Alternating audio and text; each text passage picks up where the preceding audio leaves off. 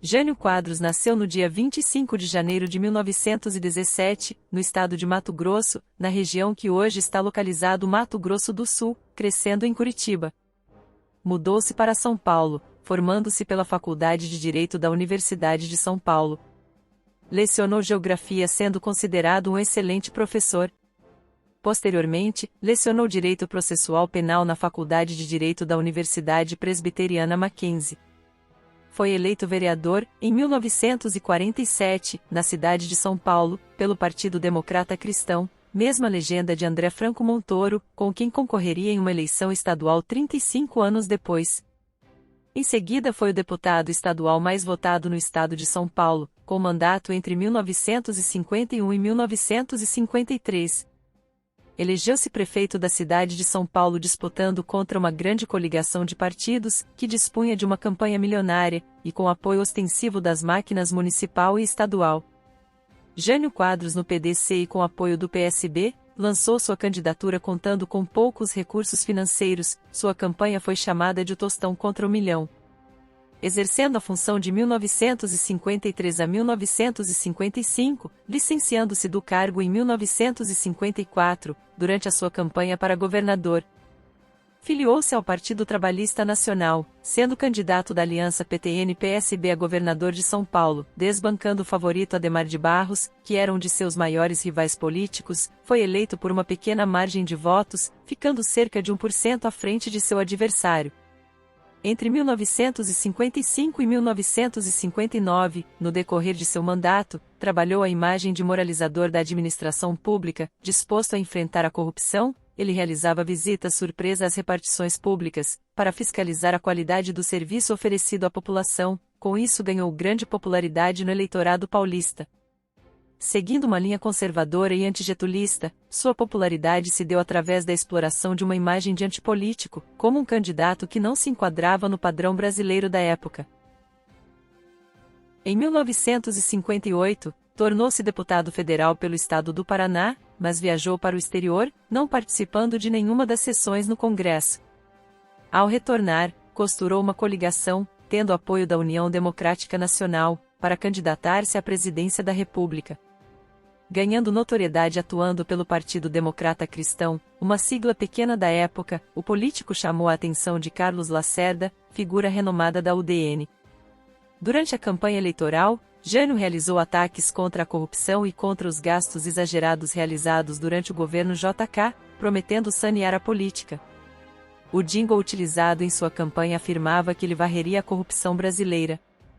Em 3 de outubro de 1960, foi eleito presidente, para o mandato de 1961 a 1965, com 5,6 milhões de votos, a maior votação até então obtida no Brasil, impondo uma derrota acachapante ao Marechal Lott. Contudo, não conseguiu eleger o candidato a vice de sua chapa. Naquela época votava-se separadamente para presidente e vice. João Goulart, do Partido Trabalhista Brasileiro, foi eleito vice-presidente. O resultado eleitoral, com a vitória de representantes de diferentes chapas, já criava as condições necessárias para a crise política que marcaria o país durante o ano. Assumindo a presidência em 31 de janeiro de 1961, sendo o primeiro presidente a tomar posse em Brasília. Governou o Brasil de 31 de janeiro a 25 de agosto. O seu caótico e breve mandato foi repleto de decisões controversas, com sua renúncia dando início a uma intensa crise política. Seu governo durou pouco mais de 6 meses. Na ocasião, decisões polêmicas foram tomadas por Jânio. Na economia, ele implantou ações de austeridade com o intuito de frear o aumento da inflação e o endividamento. Para isso, desvalorizou a moeda em 100%, cortando subsídios de trigo e petróleo, acarretando no aumento drástico de preços. Essas medidas, apesar de impopulares, pois causaram aumento no custo de vida, foram bem recebidas pelo Fundo Monetário Internacional, que renegociou a dívida externa brasileira, que já era o equivalente a 1/3 do orçamento de nosso país. Seu governo ficou marcado por algumas decisões exóticas e impopulares. Jânio ordenou a proibição do uso de lança-perfume no carnaval, bem como proibiu o uso de biquínis nas praias do Rio de Janeiro, também proibindo a realização de corridas de cavalo nos dias úteis e impediu permanentemente a rinha de galos. extinguindo o uso da gravata no palácio e criando um uniforme para o funcionalismo público, no estilo safari, inspirado nos utilizados pelos ingleses na Índia. Para que não houvesse dúvidas, mandou publicar os moldes para a confecção do vestuário masculino e feminino no Diário Oficial, com a imprensa apelidando a vestimenta de pijânio. Jânio iniciou uma espécie de devassa moralizadora nos meios administrativos do país, não se preocupando em manter boa relação com a UDN, resultando no isolamento de seu governo, uma vez que o apoio no Congresso Nacional foi perdido. O fator determinante para a perda total de seu apoio político foi a implantação de sua política externa independente. O Brasil retomou relações diplomáticas com a União Soviética, com as nações comunistas e os países não alinhados. Além disso, as relações com os Estados Unidos foram redefinidas. Essa postura desagradou profundamente os udenistas. O ato que enterrou de vez a popularidade de Jânio com a UDN aconteceu em 19 de agosto de 1961, quando o presidente condecorou Che Guevara com a Gran Cruz da Ordem Cruzeiro do Sul, a maior honraria que o Brasil concede para estrangeiros. Carlos Lacerda iniciou um feroz ataque contra o presidente, como havia feito com Getúlio Vargas, e tentado sem sucesso fazer com Juscelino. Em 25 de agosto, Jânio comunicou seus ministros de que estava deixando a presidência. Acredita-se que seu objetivo era realizar um autogolpe, a ideia era de que a sua renúncia gerasse uma comoção nacional, com ele retornando à presidência com poderes ilimitados, sem o Congresso para incomodá-lo. Após a renúncia ser aceita, iniciou-se uma grande crise política, uma vez que militares se recusaram a aceitar a posse do vice, João Goulart. Criou-se uma campanha legalista liderada por Leonel Brizola. No dia 7 de setembro de 1961, após um acordo, Jango assumiu a presidência, sob o regime parlamentarista. No ano seguinte à sua renúncia, Jânio candidatou-se ao governo de São Paulo, sendo derrotado por seu antigo rival, Adhemar de Barros. Com o golpe militar de 1964, teve seus direitos políticos cassados. Após declarações à imprensa, em julho de 1968, o ex-presidente foi detido pelo exército, ficando recluso em Corumbá. Reavendo seus direitos políticos em 1974, não se candidatou nas eleições de 1978. No ano seguinte manifestou a intenção de concorrer à sucessão de Paulo Maluf ao governo de São Paulo. Ingressou no Partido Trabalhista Brasileiro, após a realização da reforma partidária. Jânio deixou o PTB 7 meses após se filiar, tentando ingressar no PMDB, teve seu pedido indeferido pela Executiva Nacional do partido, voltando assim ao PTB, legenda pela qual foi candidato ao governo de São Paulo, em 1982. O vitorioso nessa eleição foi Franco Montoro, seu antigo correligionário no PDC. Jânio terminou na terceira posição. Em 1985, contando com o apoio de grandes empresários e setores conservadores da sociedade paulistana, foi eleito prefeito, derrotando o senador Fernando Henrique Cardoso, então no PMDB. Sua vitória contrariou prognósticos. Fernando Henrique chegou a tirar uma foto sentado na cadeira de prefeito, sendo veiculada pela imprensa.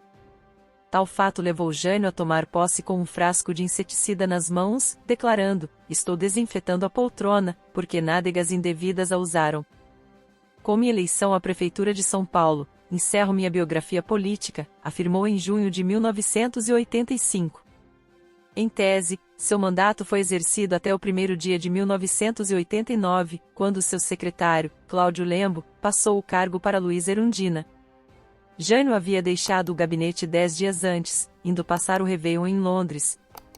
Em seu último mandato repetiu seu populismo costumeiro.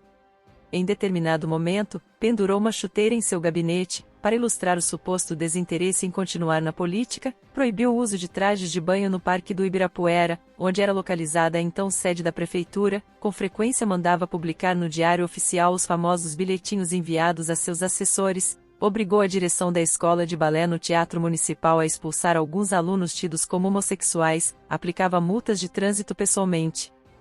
Posou para a imprensa com a camisa do Corinthians, e fechou os 8 cinemas que iriam exibir o filme, A Última Tentação de Cristo, de Martin Scorsese, por considerá-lo desrespeitoso à fé cristã. A obra só estrearia na cidade no início de 1989, após o final de seu mandato. Ao longo de seu mandato afastou-se diversas vezes do cargo para cuidar de sua saúde, já debilitada. Ao fim da gestão encontrava-se desgastado diante da opinião pública, além do vexame de ter sido acusado, pelo à época vereador Walter Feldman, de manter uma conta bancária na Suíça. A vitória da petista Erundina foi uma dura derrota para Jânio, pois a mesma foi eleita com um programa de esquerda, antijanista.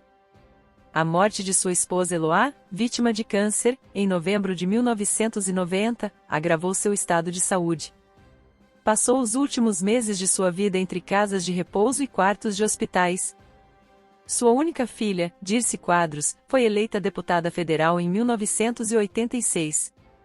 Uma polêmica jurídica, por conta de ter efetivado a sua naturalização para a cidadania norte-americana, fez com que ela se afastasse da política. Quando faleceu em 1992, Jânio deixou mais de 66 imóveis para seus herdeiros, sendo acusado pela própria filha de ser um corrupto. Posteriormente ela havia-o internado numa clínica psiquiátrica à força. Jânio Quadros morreu no dia 16 de fevereiro de 1992, sendo sepultado no Cemitério da Paz, em São Paulo. Durante a Operação Castelo de Areia, a Polícia Federal revelou que Jânio possuía 20 milhões depositados na Suíça, em uma conta secreta. Se gostou de nosso conteúdo, não esqueça de deixar seu like e se inscrever no canal. Muito obrigada por assistir esse vídeo.